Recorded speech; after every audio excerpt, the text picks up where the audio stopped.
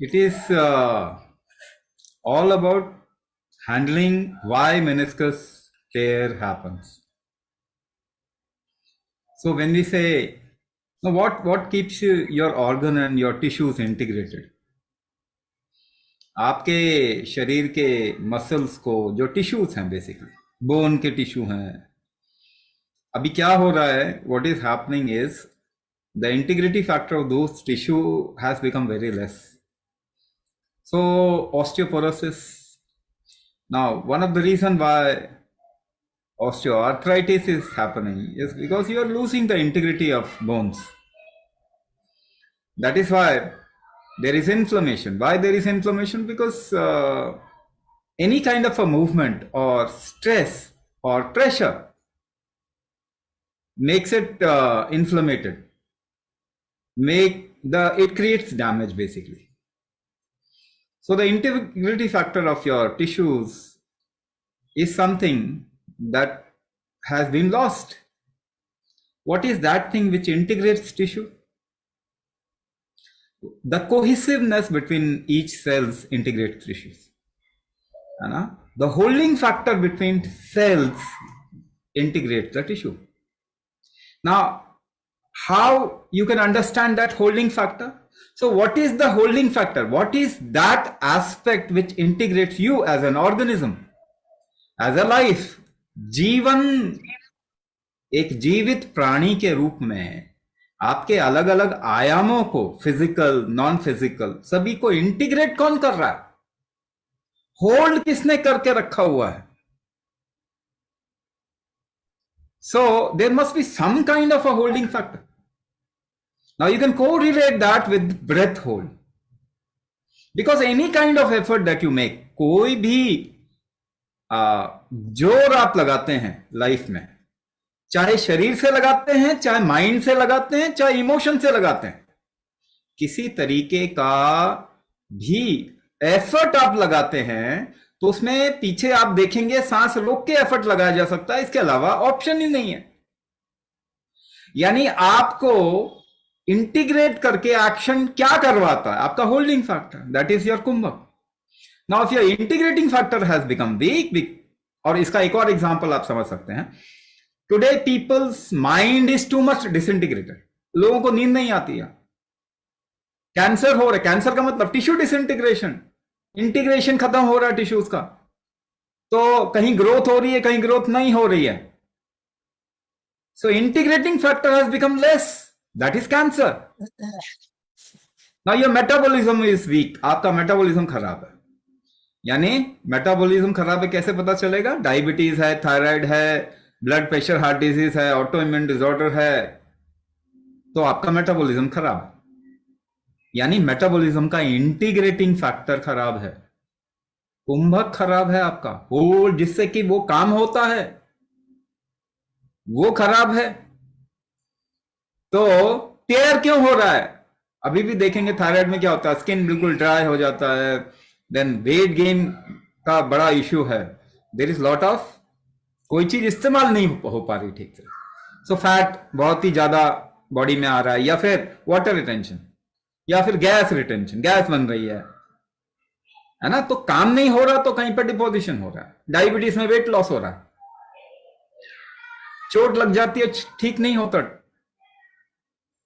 Immunity ठीक नहीं है, तो इंटीग्रेटिंग फैक्टर खराब. अगर इंटीग्रेटिंग फैक्टर ठीक होगा तो मेनिस्कस टेयर, क्या हार्ट अटैक आएगा तब भी आपको कुछ नहीं. We have lot of cases like that. ऐसा नहीं कि ऐसे बोल रहे हैं आपको, ऐसा नहीं कि आपको ऐसे ही बोल रहे हैं.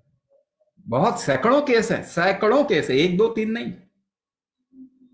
सो what are you doing to bring back the integrating factor? इसी को दूसरे रूप में भी मैं बता सकता हूं. देखिए, आपको मैं कितने ही हजार तरीके से समझा सकता हूं. टॉलरेंस कम हो रहा है कि नहीं है? इंटीग्रेटिंग फैक्टर कम होगा, इसका मतलब बॉडी का टॉलरेंस कम हो जाएगा ना, सहने की क्षमता कम हो जाएगी. तो याद कीजिए अपने दादा दादी, नाना नानी, याद कीजिए कैसा खाते थे, उनको भोजन में क्या मिलता था, आपको क्या मिलता, उनको कितना जोर, कितना एफर्ट करना. उनकी लाइफ मुश्किल थी, life was difficult for them, for your ancestors. लेकिन वो इतने जल्दी परेशान नहीं होते थे जितनी जल्दी आप हो जाते हैं. होते हैं कि नहीं? तो आपकी इंटीग्रिटी कम है ना, उनकी तो इंटीग्रिटी अच्छी थी, बहुत परेशान भी हो, मुश्किल वक्त में भी वो इंटीग्रेटेड रहते थे, इतना परेशान नहीं होते थे। सिमिलरली उनको बीमारी नहीं होती थी, with lot of difficult situation their body didn't use to get into metabolic disorder. तो टॉलरेंस ज्यादा था ना, टॉलरेंस आपका कम है। जरा सा इधर उधर कुछ हुआ तो आपका टॉलरेंस बस बस गड़बड़ हो जाता। सो आपने कुछ खराब खा लिया तो पता चला शुगर बढ़ गया, ब्लड प्रेशर हो रहा है, मौसम बदल गया, ब्लड प्रेशर, सांस नहीं ले पा रहे, है ना? Tolerance of your body has gone down drastically. What is tolerance? What is tolerance?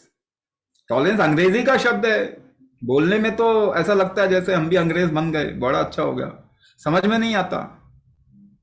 अंग्रेजों ने कितनी सारी चीजें शब्द बना दिए, ठीक तो कुछ भी नहीं करते ना। तो टॉलरेंस का मतलब क्या है? आप 10 किलो का वेट उठाओ, ये सब एक्सपेरिमेंट करें। आप सबको, आप सभी इंटेलिजेंट लोग, आप सभी को लाइफ का सेंस है। देखो, जिसको भी जन्म दिया गया उसको जीवन का सेंस दिया ही गया है। प्रॉब्लम क्या हो रहा है, हम पता नहीं क्या क्या पढ़ लिख रहे हैं। The moment we get educated our sense of life goes down. जीवन का सेंस ही खत्म हो जाता है हमारे अंदर, क्योंकि हमको रोबोट की तरह कुछ समझा दिया जाता है, हम वही सोचते हैं। तो 10 किलो वेट उठाओ, क्या करके वेट उठाएंगे? सांस रोक के वेट उठाएंगे? बिना सांस रोक के वेट नहीं उठा सकते आप।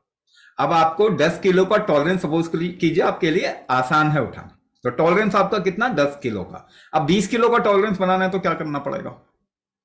सांस रोकने की क्षमता ज्यादा करनी पड़ेगी कि नहीं? तो 20 किलो आपके लिए आसान हो जाएगा। क्या आप वो कर रहे हैं? टॉलरेंस बढ़ा रहे हैं। अब न्यूरोमस्कुलोस्केलेटल प्रॉब्लम आ गया, जॉइंट का इश्यू, हड्डियों का इश्यू आ गया, अगर बॉडी का टॉलरेंस और कम है तो टॉलरेंस तो बढ़ा लो, लाइफ आसान हो जाएगी कम से कम।